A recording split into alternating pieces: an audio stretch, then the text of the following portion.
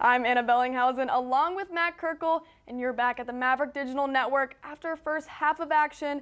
Matt, what have you seen so far in this one? Well, Anna, the thing we talked about before the game was we needed to make sure that Western Illinois didn't get those second chance opportunities and offensive rebounds. And that's been the thing that's been lifting Western Illinois early on. They're doing a good job defensively, making it difficult for Omaha. And then on offense, they're getting second chance after second chance. But we saw some life late in the half. Ayo Akinwole has 10 points right now. He's kind of on a similar path that he was yesterday when he scored a career-high 27. So we'll see if Omaha can continue that run that they kind of built late in that first half. Hopefully they can continue to make this a game. Now, let's take a look at the stats so far in tonight's game. Obviously a 5-point advantage for the Leathernecks early on, but Omaha really picked it up shooting from the floor, now over 40% of it as a team, and for most of the half they were teetering around 30%, so it's nice to see that improvement. 2 for 6 from behind the arc for the Mavs, and then 3 for 10 for Western Illinois, and obviously the free throw line is where Western Illinois is having a big day. Will Carius, a great free throw shooter as a team, 8 for 8, and then the rebounding totals. As I said before, yesterday was a huge advantage for Western Illinois and continues to be today. So Anna, hopefully moving forward we can see the Mavs kind of eliminate some of those deficiencies and maybe start to cut into this deficit.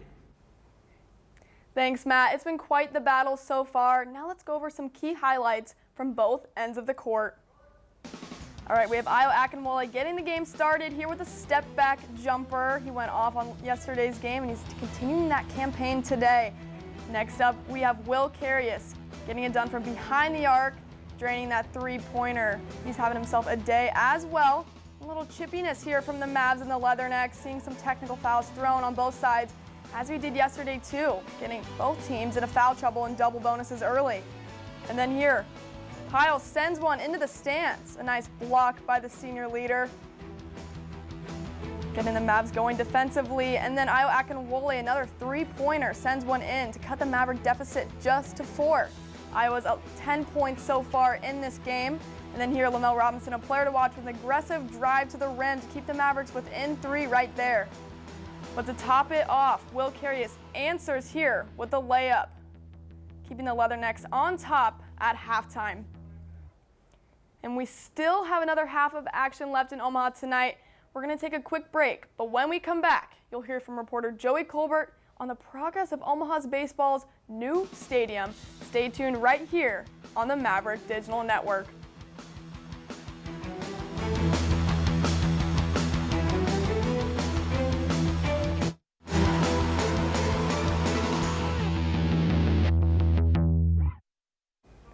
The Omaha baseball team will finally have a place to call home at Tal Anderson Field as construction is on its way to completion. Reporter Joey Colbert shares the excitement building around the Maverick program, including the perspective of one pitcher who took part in the construction. Tal Anderson Field is in the final stages of completion for the Mavericks' upcoming spring season. In the previous years, the Mavericks played in different ballparks across Omaha, from Seymour Smith and Warner Park to several high school campuses. This was amongst the challenges for UNO senior pitcher Jacob Moeller. It was just hard to call a place home, really. It was hard for us to basically settle into one place. As construction soon began for the new ballparks, Moeller expressed an interest he couldn't pass up on by requesting to work on the project for Peter Kiewit. Through his commitment as a field engineer, he had his goals set to get the ballpark completed by the time his team takes on the field this season. Being able to basically work on a field that one day hopefully we can play on, that's just something that was really hard to pass up. Tal Anderson Field will seat up to 1,500 fans, featuring artificial turf and a 34 by 25 foot video board.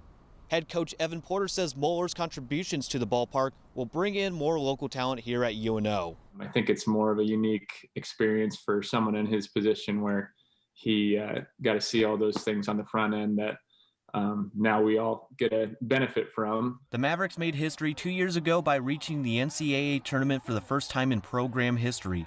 With a new ballpark, Moeller sees this baseball trend continuing for the Mavericks. It's a new era of Maverick baseball that we're really excited to host.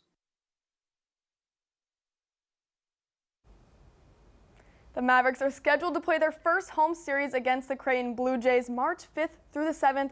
The Mavericks even get to host the Summit League tournament in their new home at Tal Anderson.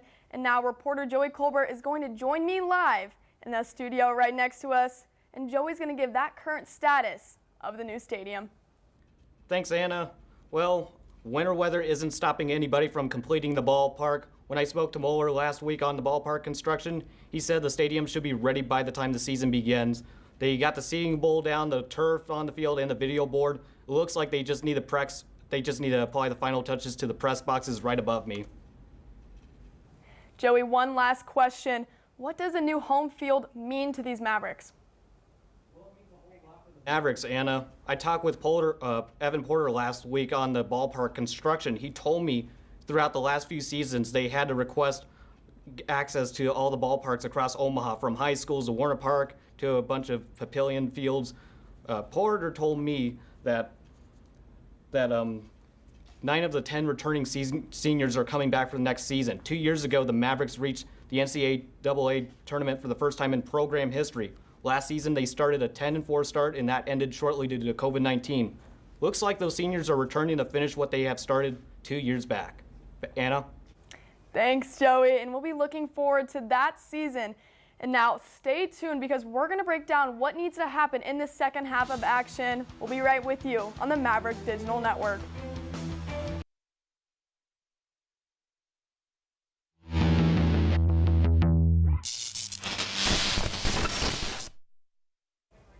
Welcome back into the Maverick Digital Network studios. We've got a second half of action ready for you at Baxter Arena. But first, Matt, who are you looking at on the Maverick team to get this team going? Well, the person I'm looking at is Marlon Ruffin, and that's just simply due to the fact that he spent a lot of the first half in foul trouble. He's somebody that brings a lot of energy to the team. As I said before the game, he goes where the team goes. So he needs to make sure when he gets back out there that he takes advantage of the minutes he has and offensively finds ways to get others involved as well as himself. Another player I'm looking at is Matt Pyle. He's somebody where over the last few games, we haven't seen him have the volume of shooting that he's had in past years. And part of that's due to the fact that he's attracted a lot of attention. A lot of defenses know that he's a focal point to this offense, and he does a great job of not only finishing, but creating for people around him. So that's somebody that you definitely want to look to get more involved in the second half because, as I said, even if he's just making a move and then the double team comes in, you can still find ways to kick out and get perimeter shooters, like people like Marlon Ruffin, for example, open on the perimeter. So those are two guys that I think the Mavs need to do a little bit better job in the second half, trying to get more involved into that offense. Definitely, Matt. We want to see those senior leaders and junior leaders step up for the Mavericks here to get them going. Lastly, Matt, what should Coach Hansen be telling these Mavericks in the locker room right now? I think the biggest thing is you have to make sure the energy comes out in the second half. This is back-to-back nights that Western Illinois has came out, and defensively, they put on the pressure, both on the ball and off the ball. They do a great job helping, making sure people are rotating, and it's caused problems for the Maverick offense. So on both sides of the basketball, we need to see that energy kind of take a step up in the right direction. You know, sometimes we see the Western Illinois dribble drive action hurt the Mavs because they get shots on the rim, and that's kind of what creates some of those second chance opportunities that we've seen so far in this game. So the Mavs need to do a better job of just making sure the intensity is at a premium. They need to hold that at a very high priority this half because as we saw in the later portions of that second half, the energy came up, and that's when the 11-2 run started that brought this back to a 5-point game. So Anna, going into the second half, if the energy's up, the Mavericks are going to have a really, really good chance to win this game down the stretch. Certainly, Matt. They need to control that rhythm on the court. And before this, we'll send you down to the court with Kyler and Gary for the call of the rest of tonight's game. We'll be right back with you. A football game. We had 3 technicals in the first half. We all had all kinds of chirping going on.